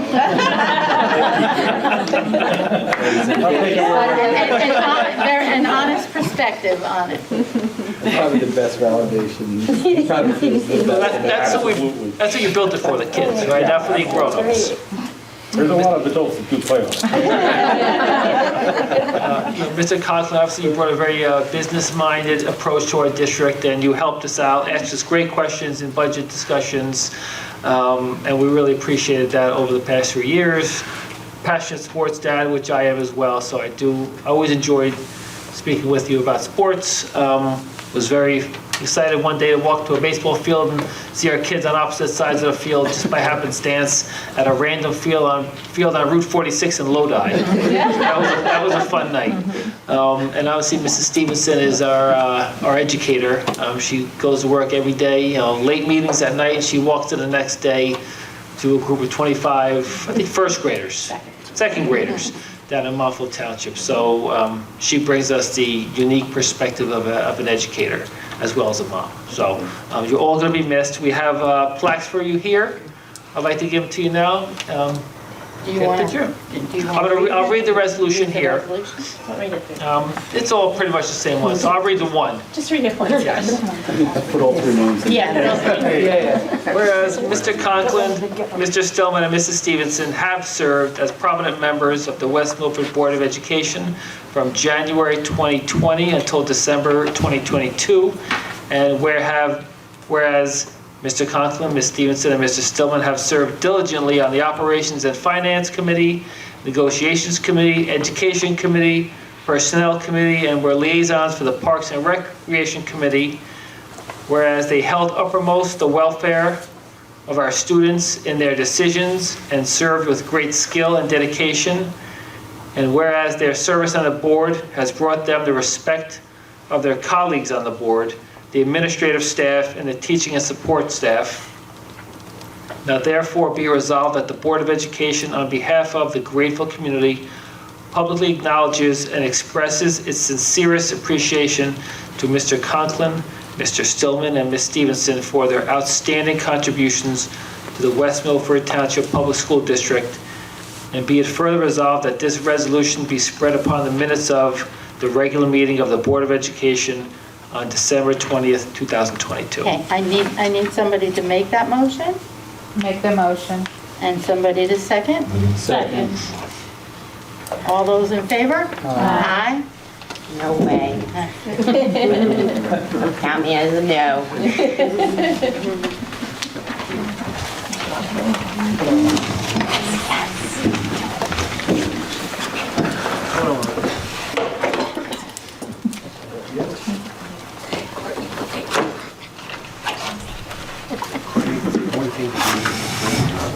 That's it. Stevenson? Oh, yeah.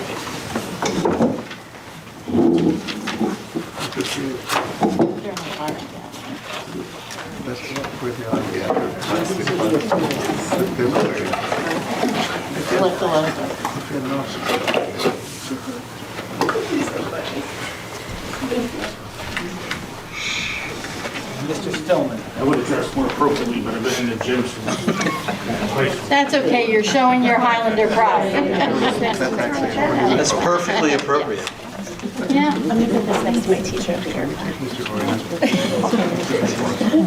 Sure.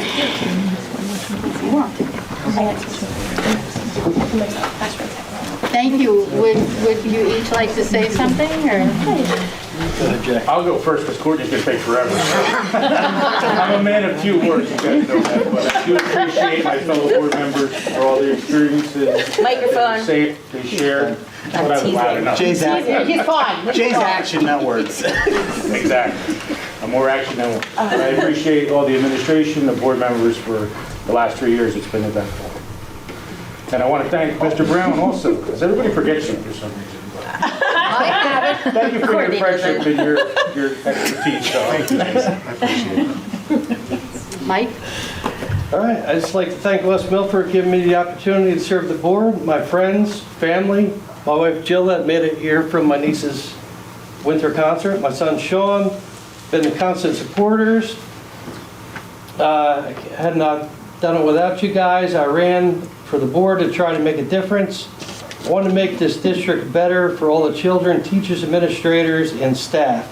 It's nearly impossible to make a difference when your hands are tied and the state continually cuts funds. I did my best with the situation at hand. I hope this board continues to fight for what is right and works hard to improve the school district. All West Milford kids deserve better. Thank you to the new members for coming in and stepping up and trying to make a positive change. And thank you, Liz and Dr. Animo, for all you guys do. That's it. Thank you. Thank you. And now for the forever speech. Sorry, I had to. It was funny. It was perfectly It's only funny. 17 pages, Jay. Your fault. Chapter 1. I'd like The to, early years. Yeah, I'd like to thank everyone that supported me during my 3-year term on the Board of Ed. Being in this position has taught me so many life lessons that I am grateful to have learned. Serving the community that I love and listening to you, the West Milford citizens, has been very rewarding. I would like to thank the administration for always respecting me, even when I disagreed with some of your decisions. I would like to thank the Board of Ed members for listening to my suggestions and not attacking me personally, even if they didn't see my side. Even though my term sitting at this table is over, I still will be very present. You'll still hear my voice, and before I leave, I'd like to encourage the Board of Ed members for a few things. Please be transparent with the community as you all go through these next few years that are approaching our district. They are going to be difficult. Please communicate openly with each other. Please have some urgency and rigor within, yet be mindful that children are your main concern. I think everyone sitting at this table can agree that nothing can remain status quo. Changes are needed and growth needs to happen for this district to be saved. Positions and seats must be rearranged in order for that to happen. As I walk out the door and new members walk in, I hope that there is a change coming. The community of West Milford is depending on you to have the fire within yourselves to make those changes happen.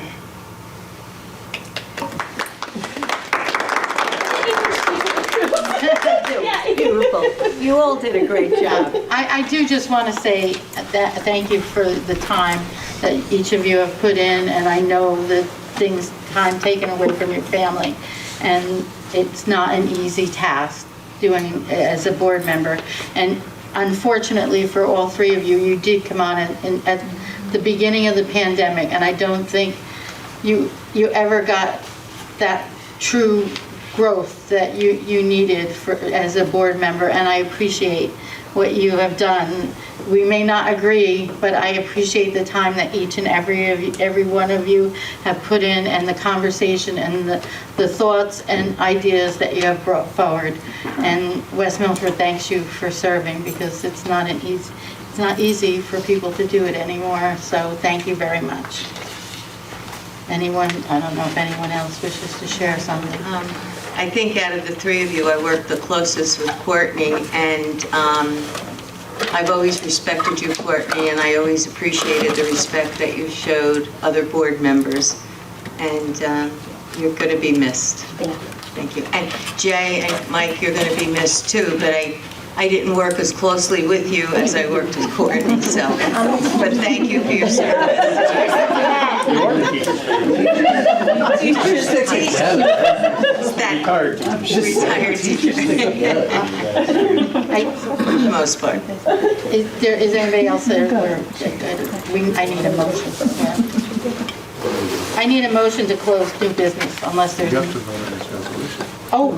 We didn't vote on the resolution. I thought we did. Yeah, I thought we did. We did. Yes, we did. There it is. Actually, I wrote that down too. I'm sorry. Take it. Is there anything... I will say goodbye back. So I said no, because obviously the 3 of you are the people that I've been closest with in my 4 years on this board.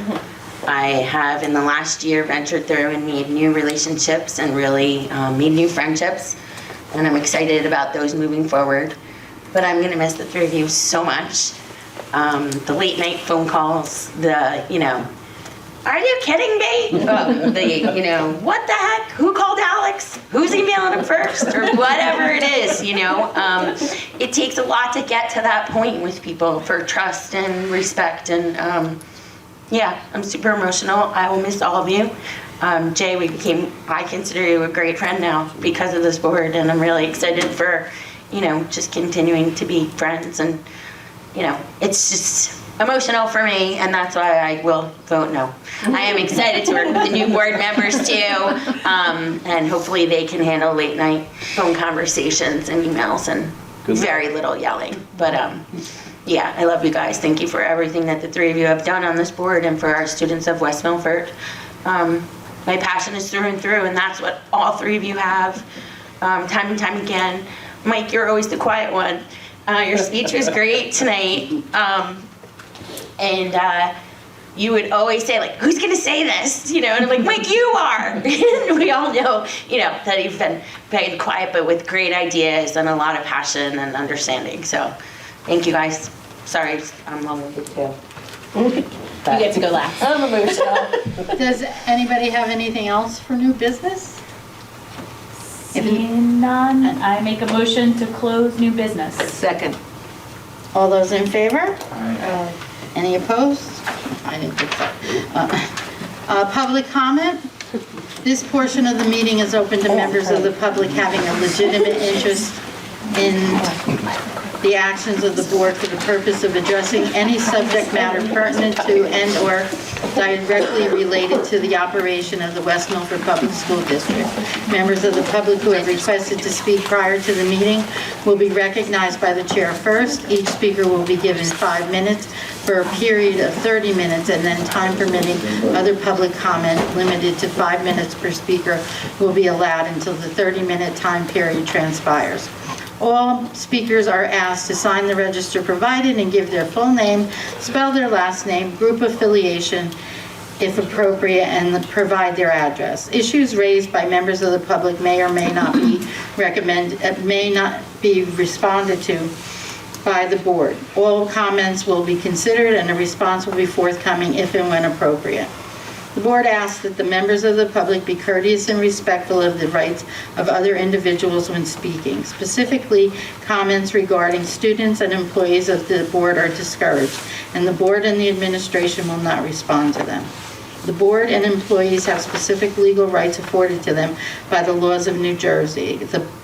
The board is not responsible and is not liable for any comments made by members of the public. Members of the public should consider their comments in the light of the legal rights of those affected or identified in their comments. Members of the public are reminded that they are legally responsible and liable for their comments. Anyone wishing to speak? Oh, wait, we have somebody signed up. Yes, Rachel Warner.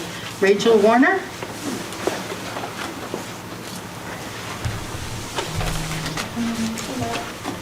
Hi, my name is Rachel Werner, 37 Alvin Road.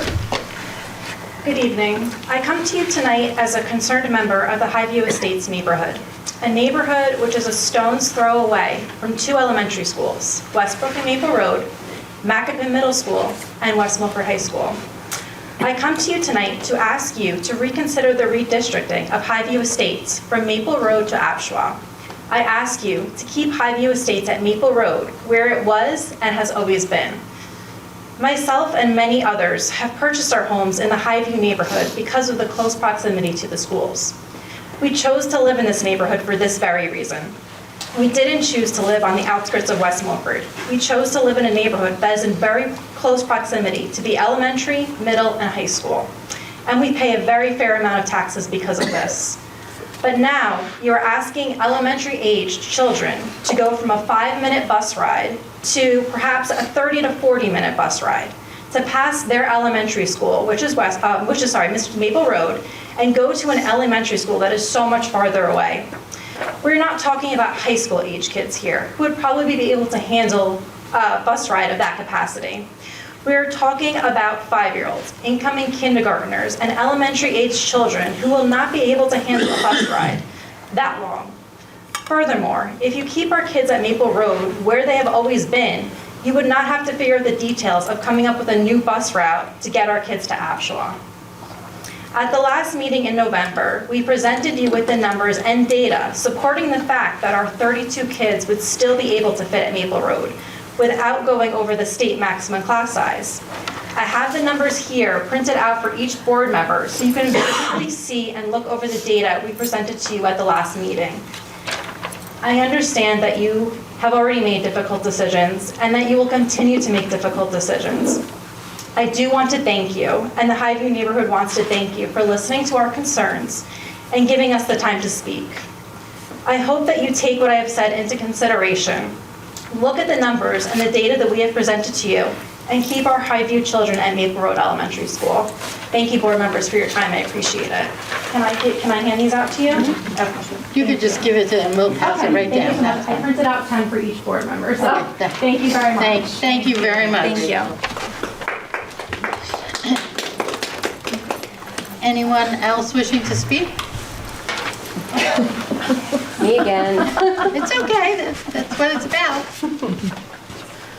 Hello, everyone. Marissa Goff, resident at 31st Center Street. I just have 2 questions that were both in old and new business. The one is in regards to you said you had 2 new board members that you're waiting for fingerprints. I wanted to know if that was including as well the write-in vote that you had from Tara-Lynn Ricano, if you have to wait for hers as well. I don't know if that was just... Oh, I'm sorry. You want for the write-in. Turn around, she can answer. Yeah, well, yes, she's here. Tell her for business. I didn't know if we were waiting on that as well. No, that has been certified, I believe. But we can't do anything until January. I do ask quick questions too, I promise. Okay, now this other one isn't as quick, I'm sorry.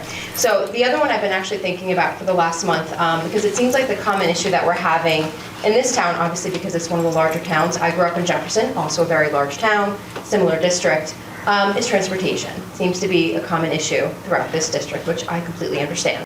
One thing that you just said yourself, Linda, is we don't have enough bus drivers. So one thing I noticed with my daughter's bus stop, she gets on her bus stop right at the corner of our street. She loves it. She loves getting on the bus. She waves and says good morning to her bus driver. But I notice it stops all throughout Ridge Road at every single corner. And I'm thinking, okay, I'm watching, and I've asked numerous bus drivers, because this is what I do as, a type A individual, is I ask, okay, when you stop at the bus, how many children get on the bus? Sometimes they'll have multiple, sometimes they'll have none. And then I ask, okay, on William Street, is there ever a child there? No, I've been stopping at that bus stop since September 4th or 5th, and there's no one being picked up. I said, okay, so that's strange. And then I wonder how many times that happens throughout all of West Milford District, is how many times that bus, this bus that probably gets awful gas mileage, has to stop and go at each individual bus stop, even though they know a child's not going to be there, on the off chance a child will be there one day out of the entire school year. So my question is, every year there's a transportation form, as I've come to find out in, what was it, May or June, there's a transportation form that I fill out for my child, where they're going to be picked up or what their address is, and if I want a different pickup or drop-off location, if they're going to daycare, aftercare, stop, whatever it is. So my question is, can we somehow, and even though this is possible, have a waiver? Can parents waive bus stops and say, I do not want my child to be picked up on the bus. I will opt to bring them to school? Because I know a lot of parents that I've spoken with do that. It's just easier for me, it's more convenient, gives me a little bit more time to and get from work. I don't have to worry about it. I know I've been there. I'm literally going 60 miles an hour up my street to get to that bus stop by 8:02. I totally get it. So I'm wondering if that's even a possibility, because if you get enough waivers, maybe that'll save you 1 or 2 buses. That saves you 1 or 2 bus routes. Think about all the money that saves. So again, something that I've been thinking about for the last month. I don't even know if that's a possibility. I don't know if legally from the state we have to offer bus stop to each individual child. But if there's a way that maybe we can form some type of a waiver. Thank you. Thank you.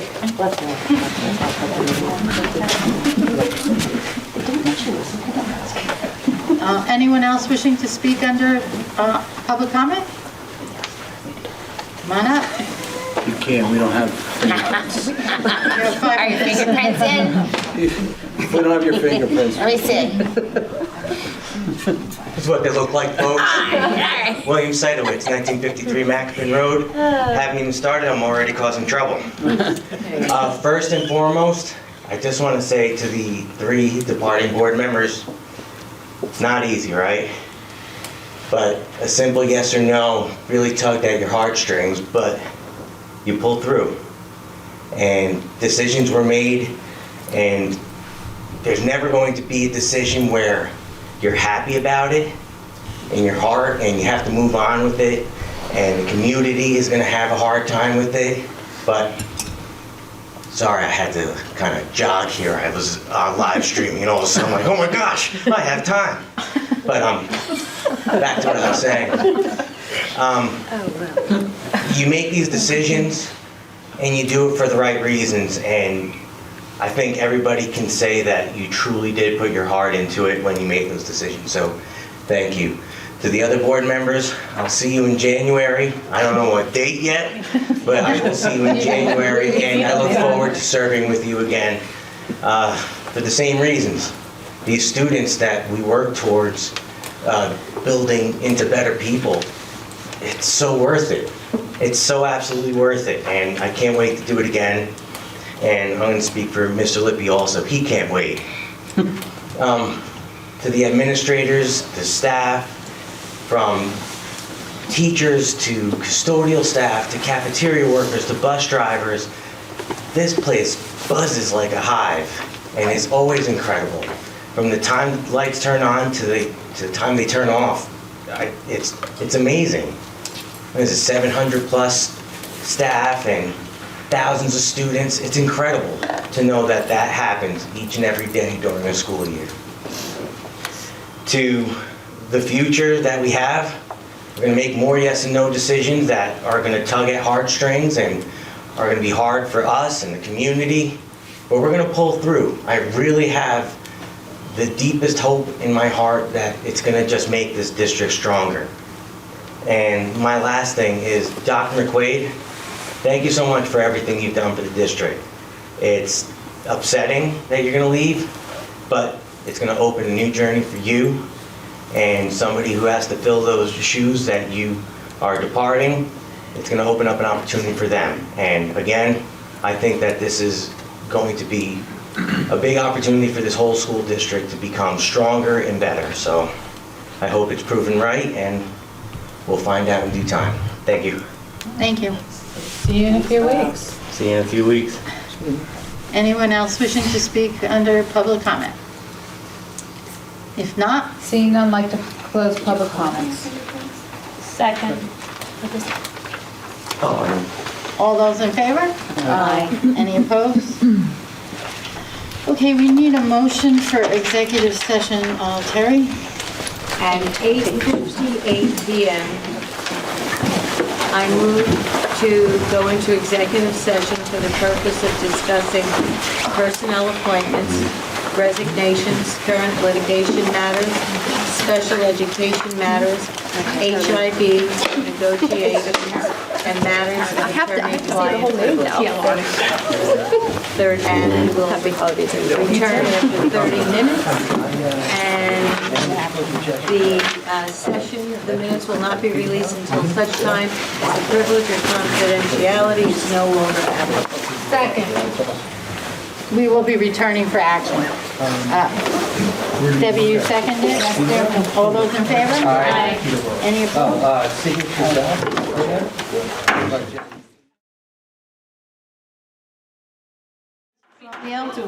Call the meeting back to order. Mrs. Stevenson? Here. Mr. Stillman? Here. Mrs. Dwyer? Here. Mrs. O'Brien? Here. Mr. Garino? Here. Mrs. Lockwood? Here. Mr. Conklin? Here. Mrs. Van Dyke? Here. Mrs. Dwyer? Okay, I'd like to approve the following recommendations by the superintendent on Hibbs. M2 is unsubstantiated, M4 is unsubstantiated, H3 substantiated, and E2 unsubstantiated. Second. Any discussion? Roll call? Mrs. Dwyer? Yes. Mrs. Stevenson? Yes. Mr. Garino? Yes. Mrs. Lockwood? Yes. Mrs. O'Brien? Yes. Mr. Stillman? Yes. Mrs. Romeo? Yes. Mr. Conklin? Yes. Mrs. Van Dyke? Yes. I need a motion to adjourn. Make motion. Second. All those in favor? Aye. Merry Christmas, Good night, Merry Christmas, Happy New Year. Congratulations. Thank you very much. Congratulations. Thank you for your service. Yeah. Thank you.